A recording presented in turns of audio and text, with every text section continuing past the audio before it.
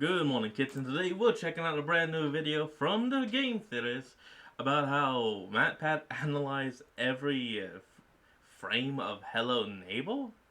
Okay, let's just hop in and see what MatPat dug up this time. Oh, hold on, it's in that weird audio glitch. For this video, I'm working with a charity who are dedicated to finding out if MatPat ever responded to the Hello Neighbor Twitter account. For just £3,000 per month, you can help support the Matention Patention Foundation to give Hello Neighbor and every other indie game Twitter account the resources that they need to help get the attention of MatPat. The begging has to stop. Okay, I'm ready. I'm finally ready. I'll analyze Hello Neighbor frame by frame. Dun, dun, dun, dun, dun.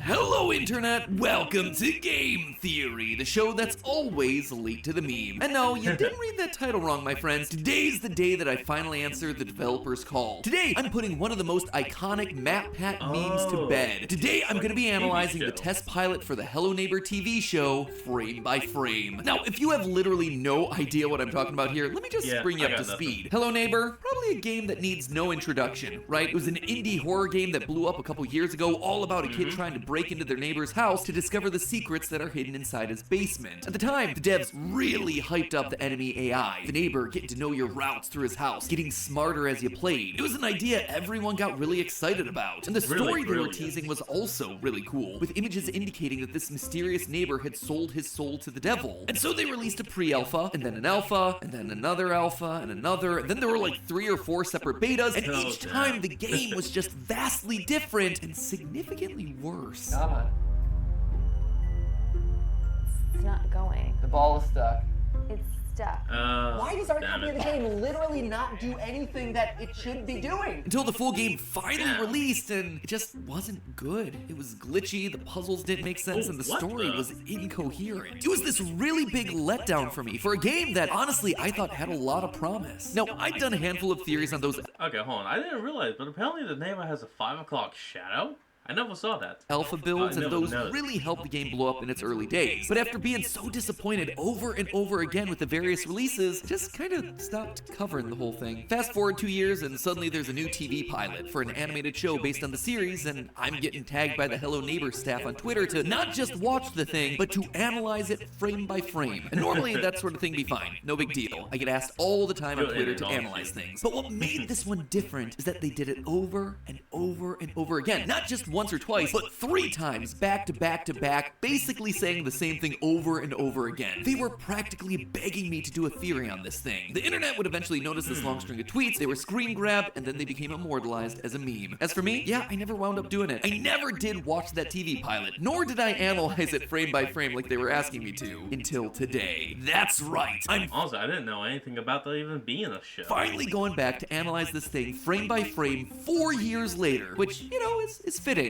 I was always late to the meme anyway. But what's our theory looking to do today? What am I trying to prove? The deep lore of Hello Neighbor? Yeah, I suppose there's gonna be a little bit of that in here. But the real question that I want to answer today is whether or not I enjoyed it. Was Tiny Build right? Would I have actually enjoyed analyzing their TV pilot frame by frame? In total, there are 8,748 frames of this thing, so we better get to cracking. But before we get all conspiratorial with the pilot, I first gotta tell you about something else conspiratorial. Some of you have already been putting the pieces together over on Twitter, but now I can confirm as part of my retirement from hosting the channels, I finally have my very own YouTube's figure. That's right, my friends, I'm finally immortalized amongst the pantheon of YouTuber collectible figures. Look, Ma, I made it. I worked together with the YouTube's team to really personalize every element of this figure. The iconic red jacket, the hair swoosh, my favorite pair of shoes, even the smile that I put on when I'm dying inside trying to solve the FNAF timeline. But you're not just getting me, my friends, with this YouTube's, you're also getting my very own conspiracy board. This thing is chock full of little Easter eggs for you to discover. Plus, I had to be joined by my original best boy, the absolutely iconic Psychic Friend Fredbear. He's here, he's there, he's everywhere.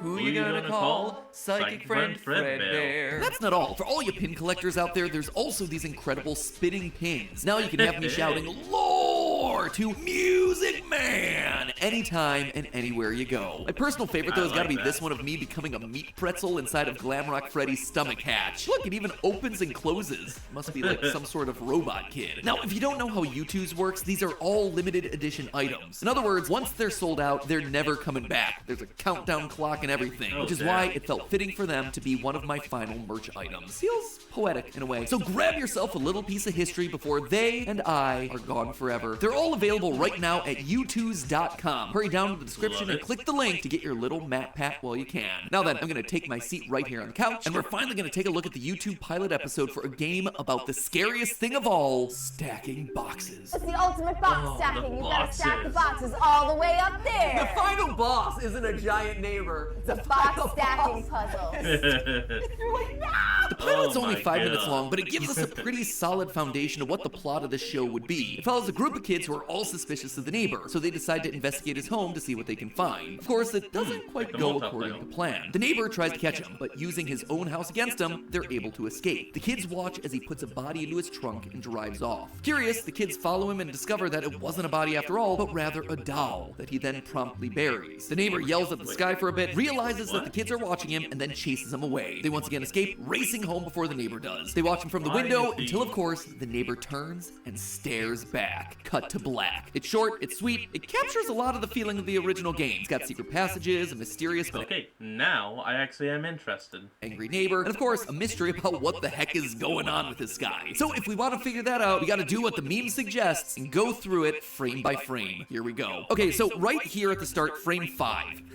I'm telling you, we are doing this. Oh, It's gonna be a long video. Here we see the return of Hello Neighbor's favorite creature, the crow. I never really spoke about crows in my initial theories, but they are everywhere in this franchise. From the concept art to pretty much every installment of the game. And now they're here too. they are Usually these everywhere. guys are just set dressing, but I would suspect that the connection here is actually deeper than that. Edgar Allan Poe famously used a raven in his poem, The Raven, to be a stand-in for bad omens. A reminder of all the bad things that happened in the main character's life. In this case, the death of Lenore, a stand-in for Poe's dead wife, Virginia. And all of this is very fitting when you That's consider sad. that Mr. Peterson also loses his wife in a car accident during the events of Hello Neighbor Hide and Seek, which takes place before Act 1 of the first game. Also, I know ravens and crows are technically different, but in a lot of old mythology where these Hide and Seek is that, the multiplayer version of Hello Neighbor. sorts of ideas originate, the two were often used interchangeably. Greek myth, for example, claims that it's crows that are bad omens, giving the god Apollo bad news. While in Norse and Celtic mythology, it's a raven that's a sign of war and death. So, starting off the opening shot with crows and ominous dark clouds, not the best sign for whatever's gonna happen. And if the crows weren't enough, the lightning that strikes the banner at frame 39 is just icing on the cake. Very spooky indeed. My name is Nicky Roth. My neighbor, Mr. Peterson, is acting very suspicious after his children, Aaron and Maya, gone missing. Alright, there's lots to unpack with this one. First, the neighbor has a name? I've been referring to him as the neighbor for all these years, but apparently he's had a name the entire time. According to the Hello Neighbor books, his full name is Theodore Masters Peterson. And you heard me right, the books. Like every other indie franchise these days, Hello Neighbor broke off into its own series of not just one, not just two, but 7 books. Fortunately for me, your new 7? Game Theory host Tom was insane enough to go and read the entire book series himself. Thanks for saving me on that one there, Tom. If you think I'm insane, just wait till you hear what's in these books. But it is pretty weird that such an important piece of information like your main character's name just isn't in the games. Agreed. Okay, now here we are. We're 360 frames in, and we're already being shown when in the Hello Neighbor timeline the show takes place. You might not recognize him, but this guy here, Nicky Roth, he's our protagonist from the first game. He's missing the baseball cap and the large jaw, but he still does have that iconic chin swirl. In Act 1 of Hello Neighbor, Nicky's kidnapped and locked in the basement, only escaping years later and not returning to town until he's an adult. If he's out here spying on Mr. Peterson as a kid, that means that this show has to happen before the events of Act 1 in the first game, which, is great, because again, outside of the books, we get very little information about this part of the game, or really any part of the game for that matter. So who knows, maybe this will be able to answer some of our burning questions about this franchise. One last thing, by the way, less of a lore thing and more just because I'm analyzing this frame by frame and reacting to it the way that I normally would. Gotta point out that my script here is really not happy with the grammar of that opening line. My neighbor, Mr. Peterson, is acting very suspicious after his children, Aaron and Maya, gone missing. It should be went missing, not gone missing. Feels like maybe the opening was originally longer and then they had to cut it down, which led to weird grammar and hacky sentences. Anyway, it's a minor thing. It did feel weird to me as just an opening line for this franchise, but hey, let's get back to the lore. 4:30 p.m. Hall of Records. Interesting, so the series seems to not take place in the same world as the games. The original alphas of Hello Neighbor used Russian for any text assets, and later releases used a made-up language that jumbled up and swapped around letters, but it's just in English. That or they just changed their minds. The books are designed to be direct tie-ins to the games, and they do take place in Missouri, with all images inside the books using regular English for all the signs and newspapers. But then Hello Neighbor 2 came out after the books, and yet uses the same mixed-up language as before. Anyway, it is very inconsistent how they use text in this franchise, so just make up your mind, guys. You see, this is why we can't have nice things. 3:47 he's a.m. right about that. Soldering in basement. Frame 890. This one stood out to me as odd. For the first time, we can actually see into the basement without going inside. The basement in both the games and the books are specifically called out as having no windows. Quote from the book Bad Blood. The basement is pretty dreary, windowless, with nothing more than a hanging bulb here and there. And in the games, we literally see fake windows with drawings of the outside world pressed up against the stone. Something that the books tell us were made by Mr. Peterson's son, Aaron. We can see the hanging light bulb that was mentioned, but the fact that Nikki can see inside the basement does ruin a lot of the mystique that both the games and books tried to build up about this mysterious room in the house. However, while it's certainly weird for the story, it does help us theorists because it's full of interesting details, namely that it's full of amusement park attractions. We've got a bumper car, a carousel horse, a ticket booth, and a bunch of schematics on the wall for things like a Ferris. And don't forget that the mannequins won both a clown nose and wig and a top hat. Wheel. This ties in with what we saw during the very first teasers for this game, where we see Mr. Peterson wearing a clown outfit. Back in the day when I was actively covering the series, I was always confused about that detail because it didn't tie into anything else that we were being shown, other than maybe a possible connection to Pennywise, the evil clown from It. But now it starts to make sense when you look behind him and see that on a mannequin is a red nose and red wig, the outfit for a clown. He is actually a part of this circus-themed amusement park. My gut would be the Golden Apple amusement park that we saw just a few frames earlier, and lo and behold, my gut was right. Because the books tell us exactly this. Tom, take it away. So yeah, Mr. Peterson is the head engineer in charge of designing all the rides for the park. This scene with the carousel, ticket booth, and Ferris wheel does actually happen in the books, but it's during a class trip to the Golden Apple factory where they're being shown all the designs and plans for the park. That might not seem like an important distinction to make, but what it shows me is that this series is handling things differently than the books. While the books are designed to be a direct link to the stories of the games, this series isn't a direct continuation or standard retelling. Instead, it seems to be a reimagining, taking inspiration from the books and combining certain elements for clearer storytelling, but altering it just enough that we get new lore. Wow. That makes sense. We've skipped ahead a bit, but this is where things get really interesting. As you can see, across the room we see the phrase cursed written all over the walls. Cursed, along with the word omen, are regularly seen throughout the books, graffitied over both the Golden Apple amusement park rides before it opens, and on the Petersons' house years later. Typically, these phrases are written by a group called the Forest Protectors, a cult of elite members from the town that dress in bird costumes and perform rituals to bring themselves good luck and the rest of the town bad luck. Yes, this is an established part of the lore, and I'm shocked that you wouldn't have figured that out by playing the games. Anyway, I'm sorry, but that's an asshole move. You want to bring only yourself good luck, but leave everyone else with bad luck? That's a real asshole during move. the events of both Grave Mistakes and Puzzle Master, Mr. Peterson's son Aaron and his daughter Maya start to investigate the Forest Protectors, and so the Forest Protectors begin to sabotage Mr. Peterson's amusement park rides, graffitiing them with these words to try and warn him to stay away. Of course, they don't listen, which leads to one of Mr. Peterson's rides malfunctioning and killing a young girl. This would seem to imply that the Forest Protectors are at play here, but not so sure. Remember, this series seems to be paralleling the books, but it's not one for one. This looks to be Aaron's bedroom. Notice the small baseball cap over on the side. So it feels very strange for the Forest Protectors to be inside of the Peterson household, especially given how protective we know the neighbor is. Heaven?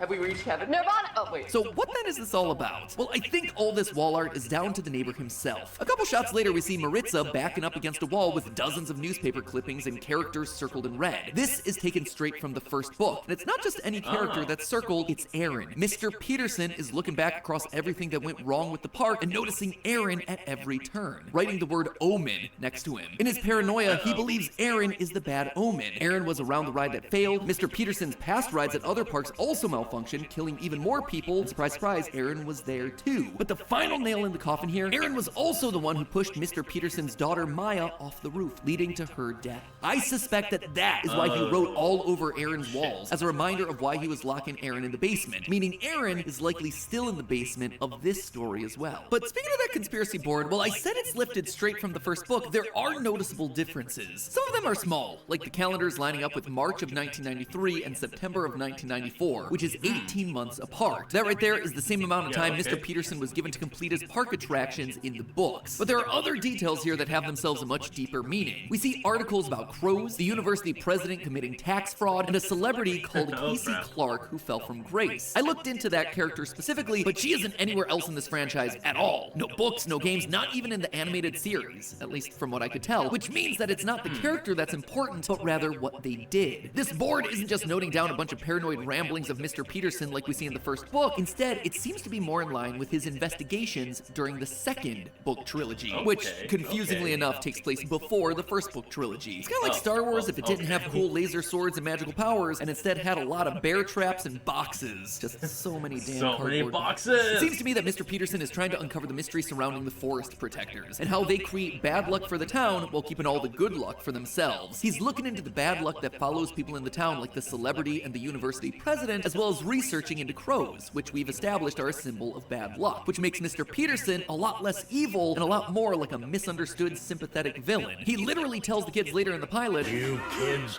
you have no idea what you've done." This must be what he's referring to. They're messing with his investigation. I suspect that Mr. Peterson feels like he's been cursed by these forest protectors, and he's trying to...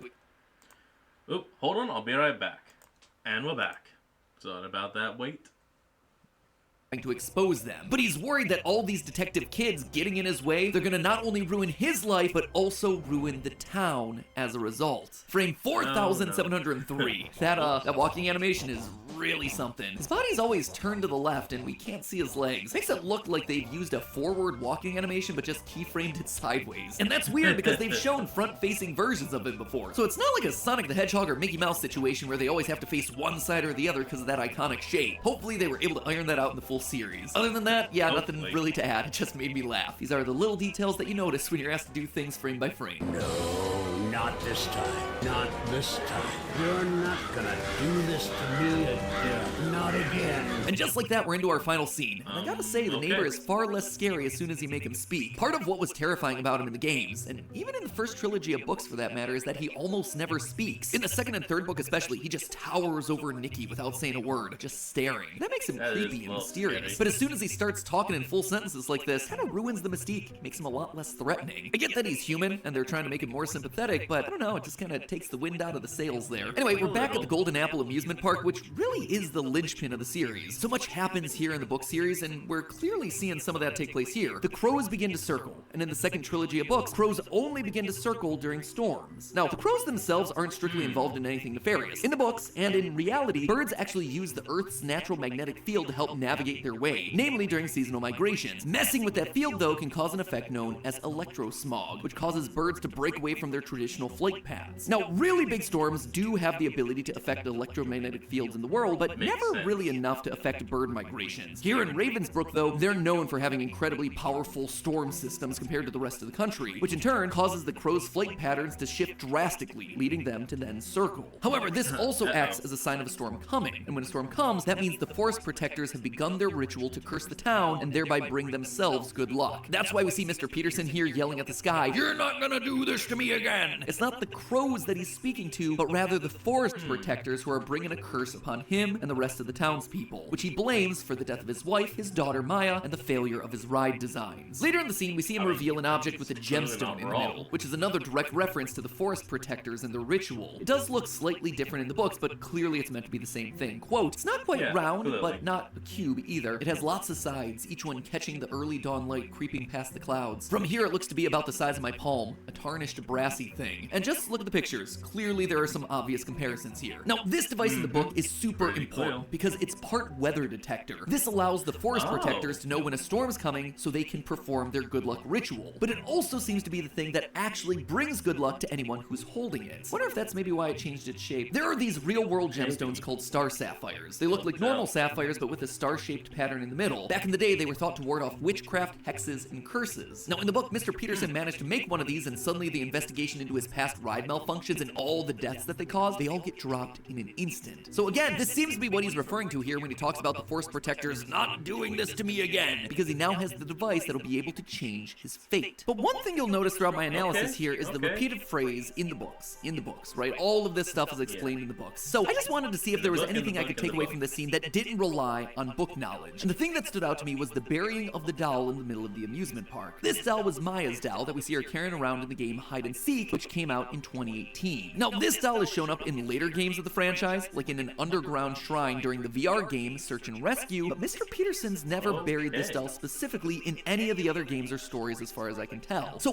why change that? Well, I would imagine that they're expanding on the Crow lore, which kind of sounds like a joke, but I'm being completely serious here. I mentioned at the start of this episode how crows were a sign of bad luck and death. Part of the reason for this was because crows would circle battlefields after a war, looking to feast upon the dead that lay across the land. However, there is another potential meaning if you see crows circling, a more spiritual meaning. One interpretation of crows circling like we see is that there's a spiritual transition between our world and the spirit world taking place. This can be as simple as someone communicating from beyond the grave, but it can also be a symbol of rebirth. And you see, this is where the doll comes into play. These dolls have a spiritual element to them, and we see that in real world with puppets. Now, puppets are meant to serve as a bridge between humans and the spirit realm, allowing the user to remove the effects of curses, hexes, omens, and even bad luck. And hey, would you look at that? There's that whole luck thing again. The VR game Search and Rescue actually uses dolls in a similar way. In the final level of the game, Aaron is able to use a doll of another character to switch between his own body and theirs. The dolls have a spiritual connection to them, and when you combine that with the crows circling, it makes me think that Mr. Peterson burying Maya's doll and using the good luck device from the book is all part of some kind of ritual of his own, either trying to bring him and his family good luck like we see in the books, or maybe